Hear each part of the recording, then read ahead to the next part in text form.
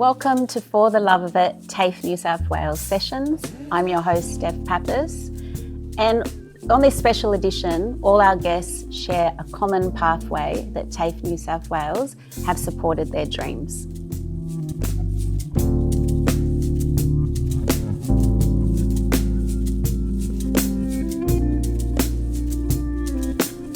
We'd like to acknowledge the traditional custodians of this land, the Gadigal people of Eora Nation. We pay our respect to elders past, present and emerging. Today we're excited to introduce a remarkably creative spirit, Oded Prior, the founder of Junkyard Beats, a unique ensemble that turns the concept of a traditional band on its head by crafting instruments out of recycled materials. In 2015, with nothing but a few buckets and a vision, Oded gathered a diverse group of performers from actors, dancers, and acrobats and musicians to form Junkyard Beats. Based in Sydney and Melbourne, this performance group have since captured the hearts of audiences across Australia. Junkyard Beats is not just a band. It's a high-octane blend of drumming, body percussion, dance, circus, and comedy skits, all packaged into a family-friendly experience. Oded's journey took a pivotal turn when he moved to Australia for love, where he enrolled into the music and business course of Tafe Nsw right here on this campus. This educational path not only provided him with a deep understanding of the music industry, but also affirmed his commitment to sustainability and creativity. Today, Oded will share what he loves about his work, from live performances to the community spirit, enduring rehearsals with his crew. So join us to explore the beats and the bits of Junkyard Beats. Please welcome Oded Prior to For the Love of It Tafe sessions. Thanks for having me. Wow, what a beautiful... I think we need an applause from there. Oh. Because it's so exciting to actually get to meet you. Thank you. Yeah, I feel like I know you already. It's interesting. Thanks for that lovely intro. I was like, wow, is that me? Oh, that sounds cool. And there's a point when we feel like that, when we get to be acknowledged for all that we've endured and all that we've experienced. You shared that there's two things that you credit to your success with Junkyard Beats: a readiness to work with whatever's ahead, and the diploma of music business at Tafe Nsw. Correct. Let's start there, and then we'll go back in your journey. Yep. Can you share what it was like coming to Tafe Nsw? Teachers, what are some of the best experiences you had, and some of the mentors that you met along the way? Yeah, that's a good question. Yeah, you're right. I did arrive here. I didn't know anyone. I had nothing, physically nothing. I had a lot in my head, lots of ideas and dreams, but I didn't really know how the industry works here. So coming here to Tafe Nsw and studying the music business course that I've done two, and yeah, I was like, oh, wow, this is such a good insight of what's actually happening here on the day-to-day basis. And there were quite a few teachers where I was like, wow, I just want to listen to every word you say. There was one in particular that I just looked up to him, and yeah, just basically... Do you remember his name? Yeah. Okay. Should I say it? Yeah, of course. Neil Hunt. Okay. Yeah, Neil Hunt. He was a manager of a few bands, and... Okay.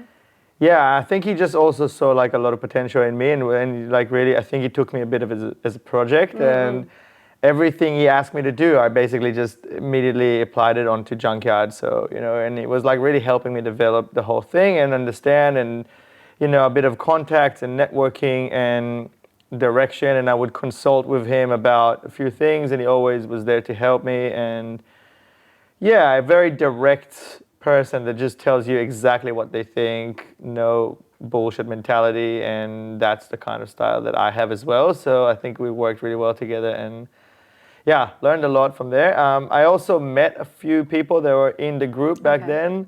One of them still is. I met him on the first day of Tafe, and he was also... And he's in Junkyard? Yeah, he's my age, he's Brazilian. His name is Theo. Okay. And I was like, dude, I'm starting this group. You should join. He's like, yeah, I'm a percussionist. I'll join. I don't know anyone else. So yeah, he just joined first day, and still here. He's still with me. And Yeah. This was 10 years ago This that was you studied. 9.5. Almost a decade ago. Yeah. Wow. Yeah. That is a long time. Getting younger, aren't we? Yeah, and back then I was also a street performer because I couldn't really make a living out of the gigs just yet. I was still forming the whole thing. You were busking. Yeah, I was busking every day. So I would come to the city here, drum before Tafe on the streets, just outside of the central station or Pitt Street or something. Come to Tafe, do the thing, leave here at 3 or 4 p.m., then go again, have another Arvo session, and only then head home. To down No, south? I was living in Sydney back then. I was in the inner west in Marrickville then. And that was my life for like a year, pretty much until I could make a living out of the gigs, I think. I was busking every single day. Because let's go back. You came over from Israel with your partner, who you're still with, and have a daughter. Two children now. Okay. Yeah. But when you were living there, your father bought you a drum kit. And that wasn't too young. I mean, my kids are my youngest are 11, so you were 13. I was 13. Yeah, 13. And as a Jewish boy, you got a thing when you're 13, it's called bar mitzvah. Yes. So it's like you're coming to manhood or teenage or whatever. Yeah, and they bought me a drum kit. For your bar mitzvah? Yeah. Okay. I wanted it, but I never really wanted it. I was like, oh, that would be cool to have a drum kit, but I never, expressed that I really want to be a drummer. So suddenly I had a drum kit at home, and I was like trying to understand how to approach this thing. And suddenly there was a teacher there telling me what to do, and I did not gel too well back then with teachers in general. A teacher to me was this concept of I don't want to do what you tell me to do in school. And had you played music before this experience with the drum? Okay. Never. Oh, I mean, maybe I had actually some piano lessons when I was really young, I think. As they do, like classical piano. Yeah, but never really got into that too much. So basically, after a while, I kind of didn't want to continue with the teacher, and I've been left with these sticks in the drum kit, and I didn't really know, there was no YouTube then, you couldn't just go and watch some stuff. So I just started making my own style, and I was like, I actually really enjoyed drumming on the sides of the drum, maybe taking the drum off the drum kit, putting it on the floor, hitting it here, jumping to the cymbals up high, suddenly maybe sitting on the drum, drumming on the chair, instead of sitting on the chair and drumming on the drum. So you were outside of the box. I think I was like, how do I make this my thing? Because there was a few other drummers in the suburb I was living in, and I realized that they were way better than I am. So I was like, how can I find my thing here? How can I be good but not compete with them on this drum kit, But I had to find my own niche. Strength, niche, whatever it is. And that's when it started to form. And then, I remember very clearly that day that all my drums were just in a line on the floor. And I was just running around and drumming back and forth with them because I didn't want to sit. I didn't want to sit and drum and be in the back. I was like, no, I want to be in the front. I want to be up. I want to be jumping. Did your parents call you hyperactive? Yeah. Oh, no diagnosis? Yeah. No. Oh, yeah? Yeah. Diagnosed, all of it. ADHD, hyperactive.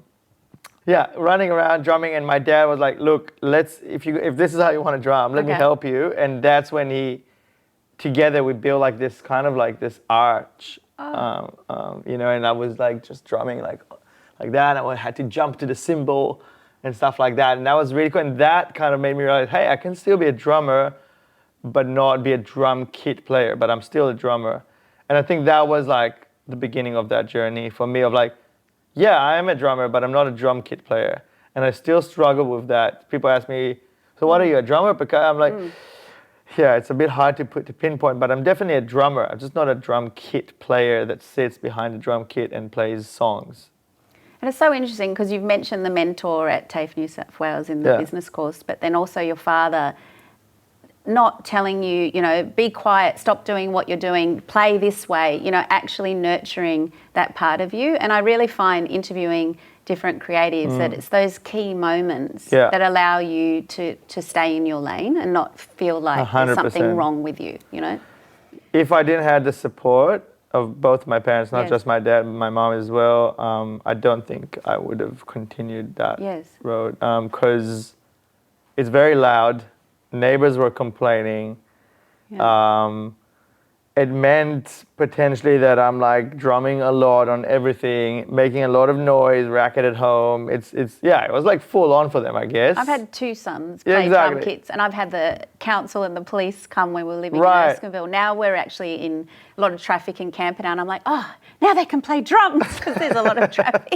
Yeah. But I No totally one's hear bothered. you. Yeah. Yeah, so it's like it's Yeah. a thing, you know, and like Yeah. if I didn't have the support back then, I don't think I would have continued. So yeah, thanks mom and dad for supporting. Beautiful. Yeah, and speaking of mentors, came another mentor Okay. later. Yep. I don't know if you want to get into that now, Yes, but of yeah, course. there was like this other guy that he was a junk percussion master.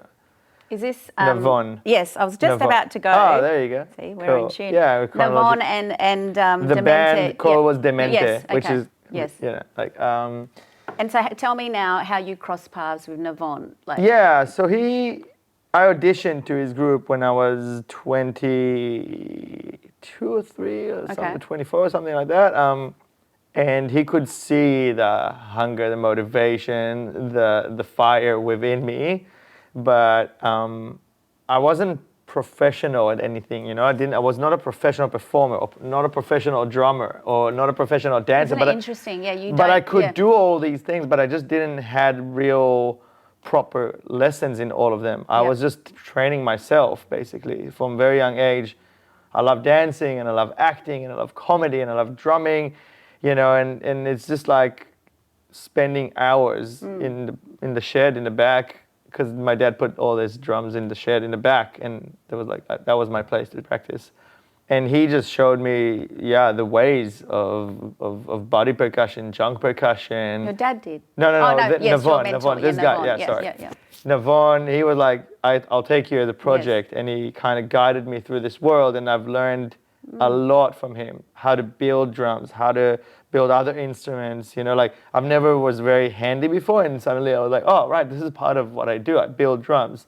Suddenly I need to understand how to work with all these power tools, and how to understand sound, you know, like, because if you make a drum and you don't make holes, like it'll sound one way, but if you make a hole, the sound will come out. Where do you put the hole? How big is the hole? How many holes? Vibration. Yeah, exactly. yeah. The frequency, the Frequency, vibration, yeah. how to tighten the skin, how to tune it, how to build it in a way that it will like be endurable with, like, you know, hitting it, throwing it in the air, dropping it on the floor. Like it needs to be able to take all that hits. And so he really opened my mind to this world specifically. That since then I've never looked back and never looked right or left. I just like, this Because is you it. toured with him for like 6 years. Yeah, I was with him. We did all kinds of shows and gigs and workshops and school shows, and we went to Europe and we went touring in Israel, touring around Israel, and it was great.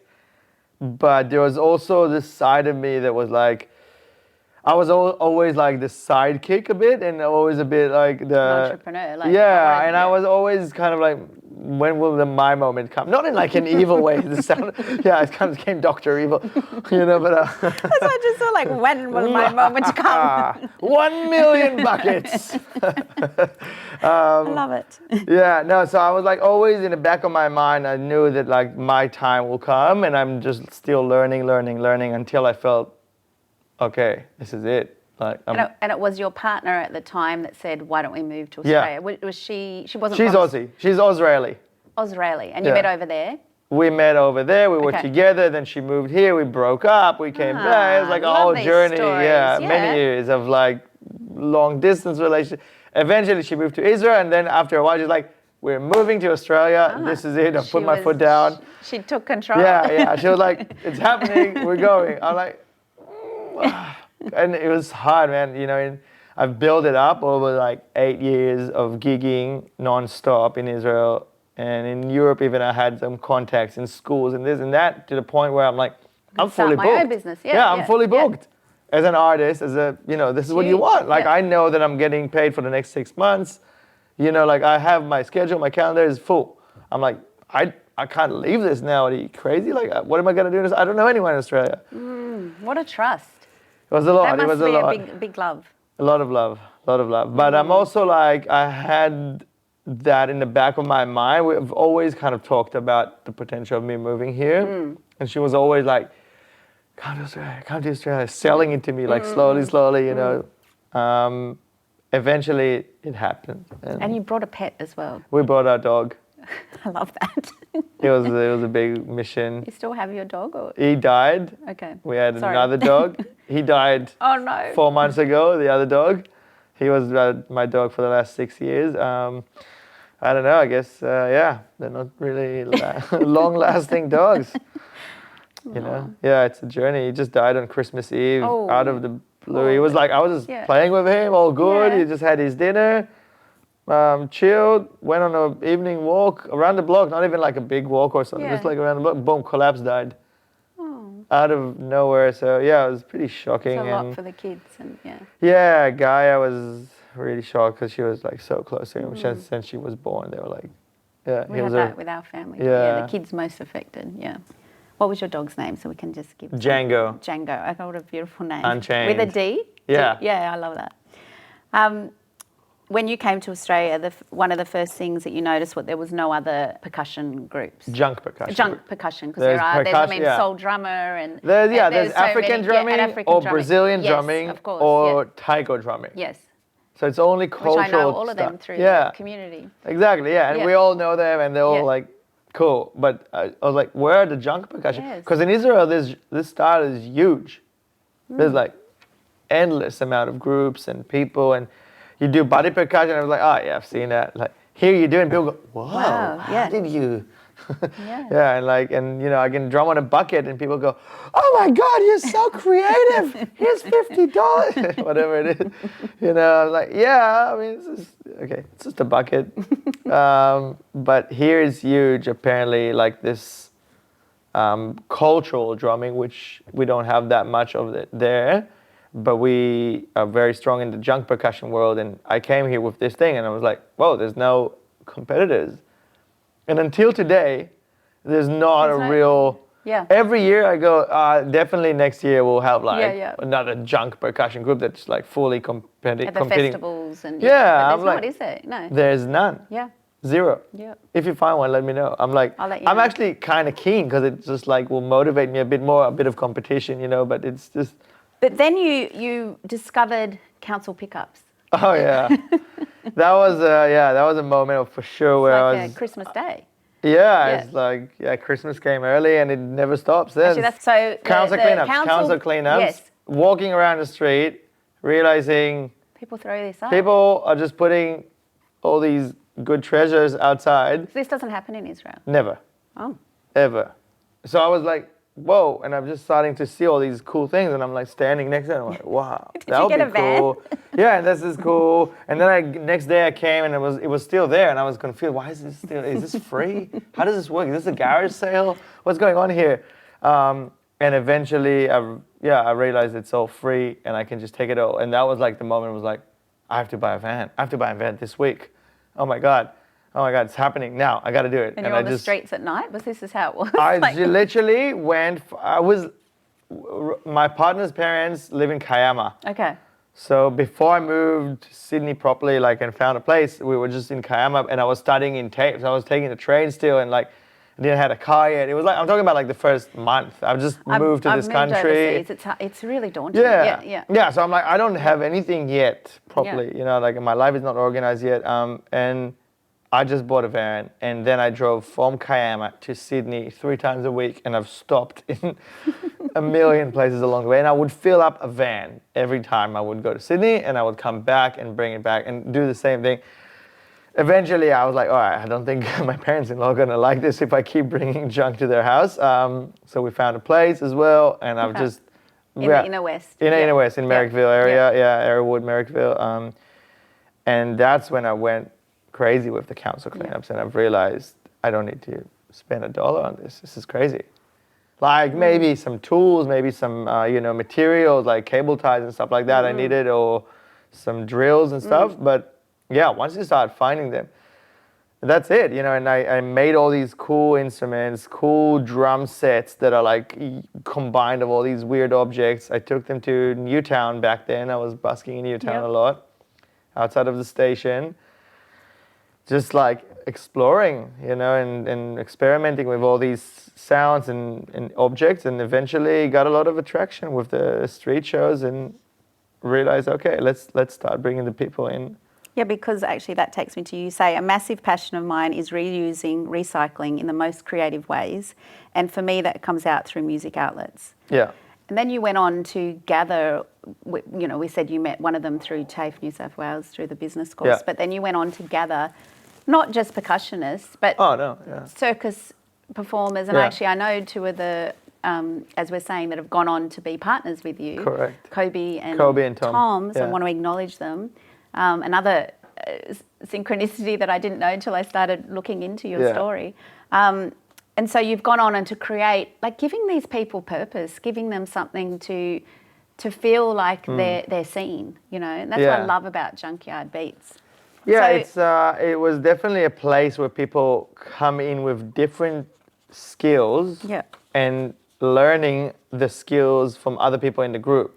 So if I'm a drummer, I need to learn this from the dancers, and I need to learn that from this guy who's an actor, and I need to learn basic, maybe fire spinning from this guy. And I don't know, we all had like different skills and different contributions to make, and that was the collaborative vibe that we had, of just learning from each other. And obviously I'm spearheading the whole thing with like my body percussion and routines and choreography that I'm making, but constantly people like bringing ideas, suggesting how to improve or how to create something new, or all kind of ideas and comical skits. And yes.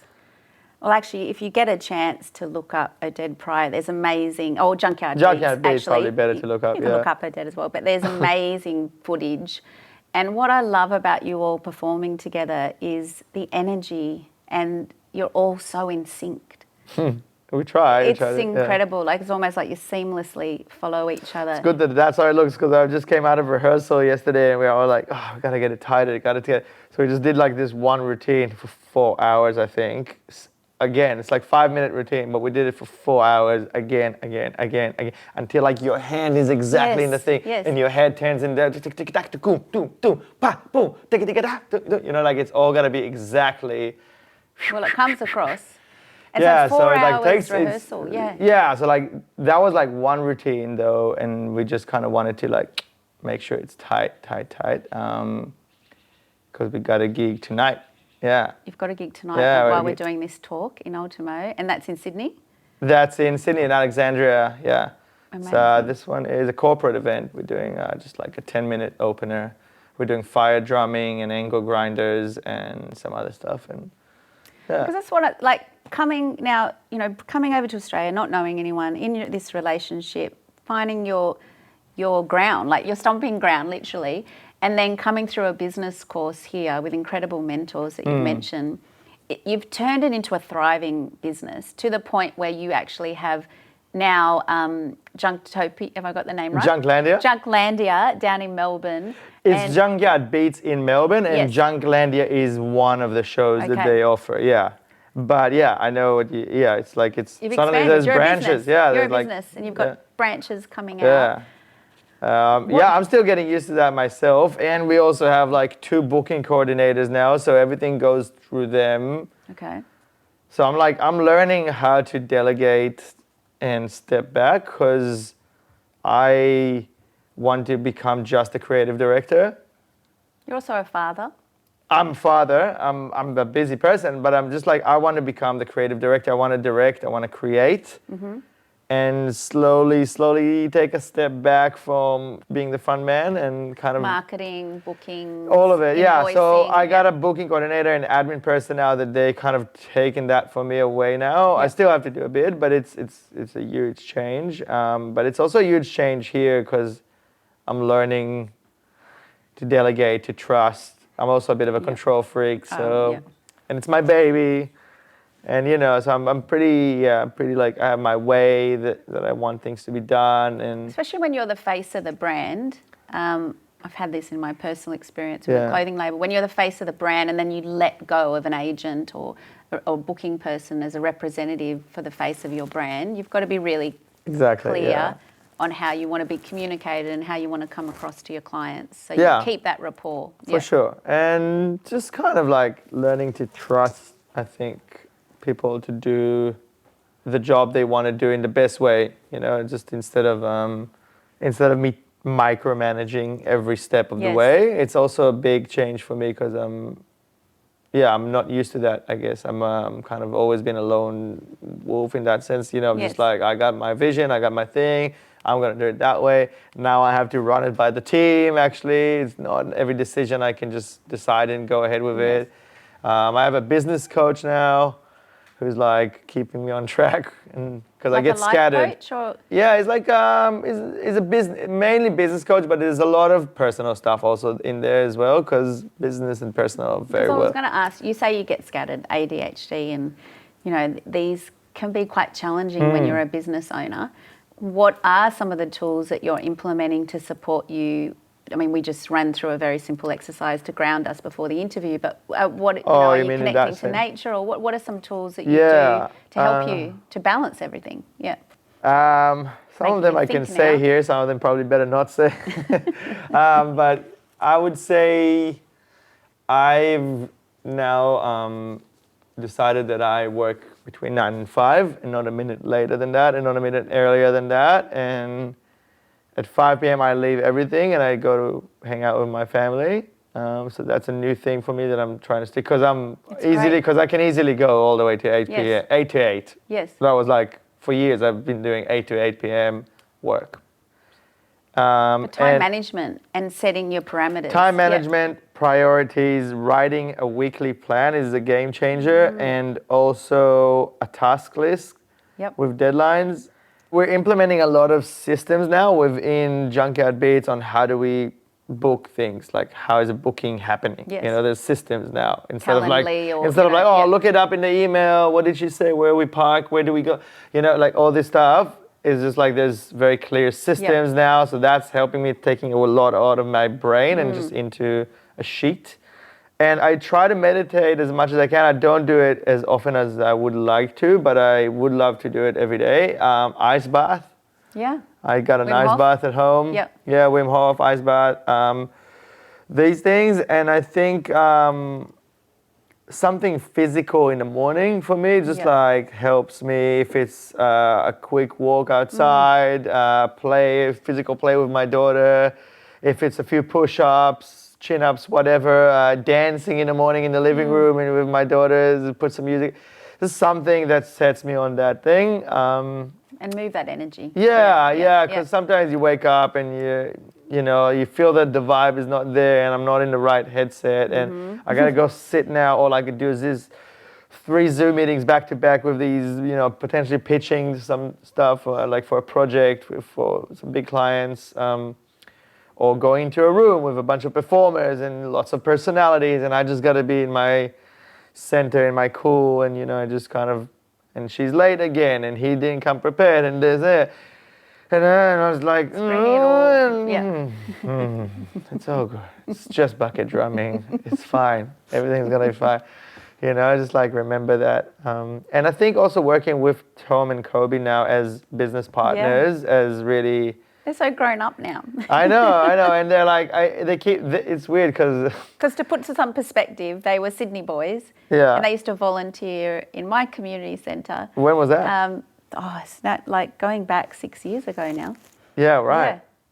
Cool. So that's pretty much when I met them, Yeah, probably. because they were like, we have nothing to do now. Yeah, I met both of them while I was busking. Yeah, it was always. That's interesting. Yeah.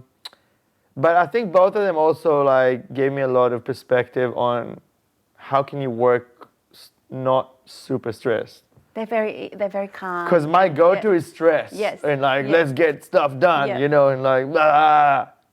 So they've chilled you out. Yeah, and I'm like, I'm learning a lot from these two on how to deal with all of it, because there's a lot there. People think we just, you guys just rock up and just do some beats, and there's a whole world that goes behind the scene that Oh, for sure. It's a business. every day, it's a lot. So You're doing a lot in schools, you're educating, you're Yeah. a mentor. Yeah. yeah, and just kind of like learning how to become a business person, because I'm just like, I'm like, okay, I have to do this, I guess. So I'm learning this, but it's not my go-to, like to go and sit down on a computer the whole day. That's hard for me. That's Because really it's one hard. of the things, like when we do what we love for the Yeah. love of it, it's understanding, and that's why education can play such a great role, that there's one thing that you love, even if it's fashion or playing an instrument, but then there's all these other bits that you're going to have to get up and continue to tune into what you're passionate about to keep you going. Exactly. Which is what we were talking about, what helps you keep you going. And is one of the things that I read about that lights you up, that you're passionate about, is when you get into that rehearsal and it works, and also when you're in the live performance. Yeah. And you see that response from the kids or from the audience or the festival. Take us to one of the most incredible highlights when you just like, you know, I can see you on stage and you're just like, oh, everything just makes sense in this moment. Yeah, I think it was like part of the Bok. We have a show called the Bok Show, and it was on tour, and we went to Western Australia tour in Albany. And that was my birthday in July 29th last year. And it was such a beautiful theater. It was like on the water, beautiful, like I think 500-600 seats. It was sold out. And I don't know, we've never been to W. I was like, how did we sell out this show? I don't understand. It's like, what a beautiful birthday gift. Thank you. And I think that was like my best show I've ever done. Like personally, I just felt like you said, it's been after 2 years of like heavy touring, so we know the show really well. So it got to the point where I can have these out-of-body experiences while like I'm doing this really complex rhythm and choreography and jumping in this. I'm like leaving my body. I know it sounds a bit weird, but I just go and sit in the audience and I can watch the whole show. Yes. I can watch the whole show. I was at that point of comfortable.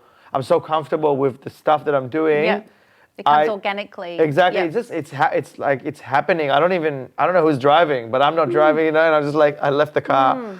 And yeah, it was like one of these moments of like having this pure gratitude, looking at the audience lit up, like lit up inside, not lit up from the outside, but no, but lit up. Lit up, exactly. And then looking around at my crew and just kind of like I remember that, there was, I think it was in the middle of one of those cajon routines where we do, we hit the cajon with our feet and we do this complex body percussion rhythm as well. And it's just like, and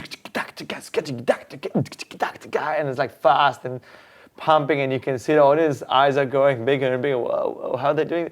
Kind of thing. It's like, and I just fully left my body there, and I had this moment of pure gratitude and just being there and appreciating what I've got to. And I think it was like the birthday obviously had a bit of effect on it, but it was just kind of like, you're doing okay, buddy. You're doing okay.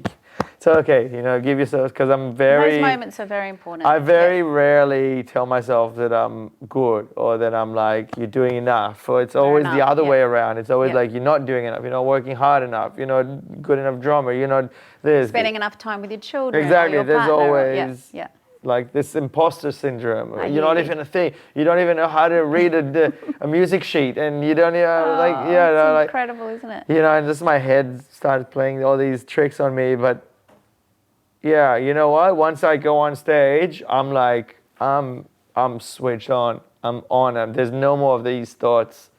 I'm just like so there, and especially if I got a good crew around me, I want to inspire people to so they see, wow, look at what they did with some plastic bags or cardboard box or whatever it is, a PVC pipe, and you know, and it can just inspire them to go and reuse and make some music out of junk, out of recycled materials. That's kind of how I see my role to play in this world, in this life. You know, this is what I know and this is what I can give, and hopefully, you know, I can light up some person there, and maybe that will change their life. You know, maybe they'll go like, wow, you know, and I can do that same. Or maybe there's this really angry or hyperactive kid out there that doesn't know what to do with all this energy that builds inside. Which is big at the moment, the ADHD and for sure. And just like I go to so many schools and I see these kids and they're climbing on the walls, and the school doesn't know how to let them channel out this aggression. Instead of like, here's some drumsticks, here's a bucket. Go out there, I'll see you in 10 minutes. Hit it as hard as you can. I don't care if you break it.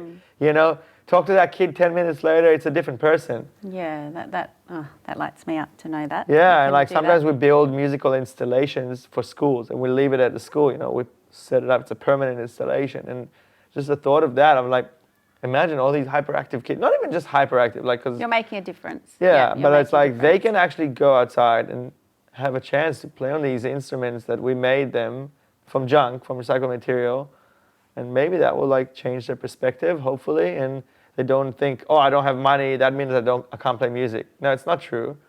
You got your creativity and you got everything around you right now. Look around you right now. In how your many home, things? right in your home, How yeah. in your home, in your backyard. Take some branches, leaves, rocks, sand. We can make a great jam. Guarantee you that. You don't have anything. You always have the oldest musical instrument in the world, the human body, and you know you can make beats out of that, and it's endless. Beatbox. Because that takes me a couple more things I want to ask you. That Tafe, you're talking to your young self that entered Tafe.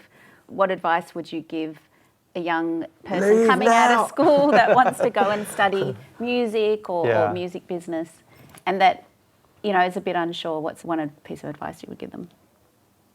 I would say, take it easy, mate. It's all coming. Don't rush. Don't be lazy, but don't rush. Because I tend to rush, and back then, like now I'm aware of it, I think, so I can deal with it better. But then I was rushing into everything and creating stress for me and everyone around me. So pay attention to the pathways that open. Yeah, while you're and studying enjoy the journey. and enjoy the journey. Don't forget to enjoy the journey. Yeah. I literally wrote that now in where I'm working. I have this huge. It says enjoy the love journey, that. because I'm like, keep forgetting to enjoy. I also have what by when. It's like, what are you gonna do by when? So like, don't just like say things. What are you actually gonna do to by action when? it, yeah. Yeah, and give it a deadline. But yeah, I would say take it easy, man. I like that. Enjoy the journey. Enjoy the journey. And we're on For the Love of It Tafe sessions. Did you bring something you love to share with us? Yeah, I bought a bunch. I didn't know you asked me to bring something, and I was Well, like, the last guest brought me a gift. yeah. Oh, No pressure. No I actually pressure. brought you a gift. you brought me a gift. I did. Oh, what is that? It's a bag. Oh, thank you, Wooly. Cool. Yeah, this is a plastic bag. I need usually two to make like some cool beads, but I can probably suss it out unless we got one here. But it's all right. I can just probably. Wow.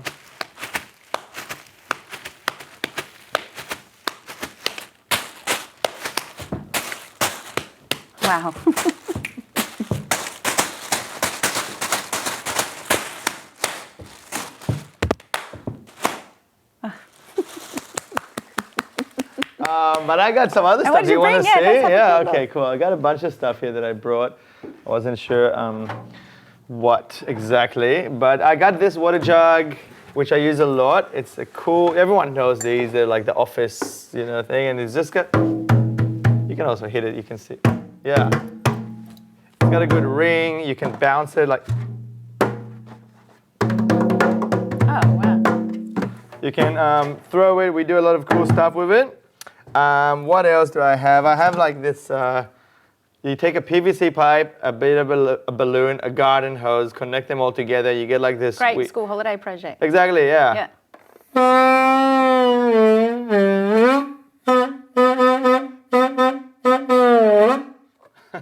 So you got that little thing.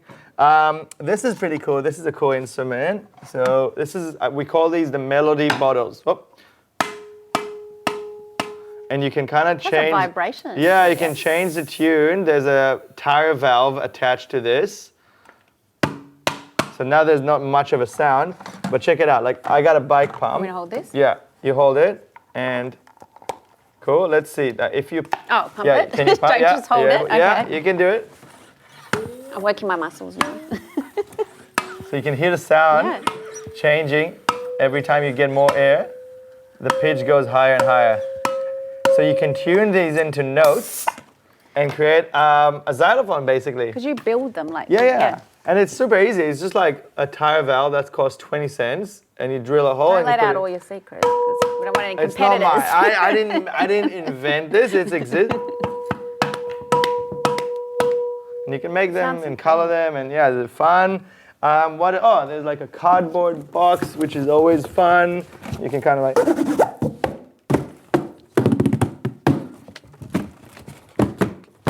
And we do a lot of cool stuff. I need to be a bit more movement, but yeah, there's lots of. I'm Lots so of cool inspired stuff. for Yeah. my very active son right now. I think I'm going to go and have a workshop after And you this. said about a gift, so I got you a little something. I got you a Junkyard Beats pair of drumsticks that will hopefully. This is becoming a new thing, Yeah. this temporary show. Yeah. I love drumsticks. I got you a Thank little brochure thing and some Thank you. 'Cause stickers. you're about to go on a world tour. Oh yeah, you should. Then you can say, "Oh, I knew this guy before they were I knew like, him. in Broadway." Yeah, and there's also this bucket, which is Okay. also obviously always fun.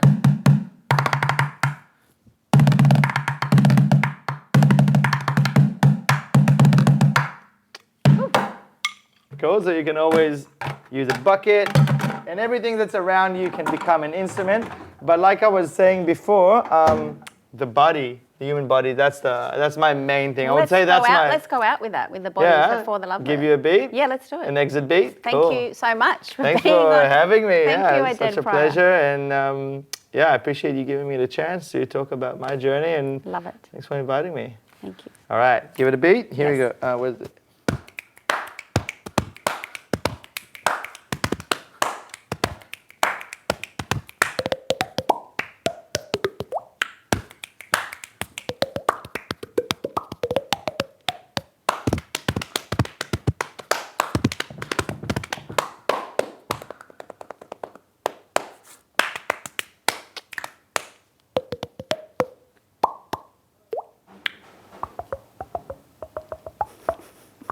It only works if this is hollow or empty, right? So Calm the hopefully, mind. yeah, calm the mind. Thank you, thank you. Thank you yeah. so much. Thank you so much for joining me, Oded Prior, to For the Love of It Tafe Sessions.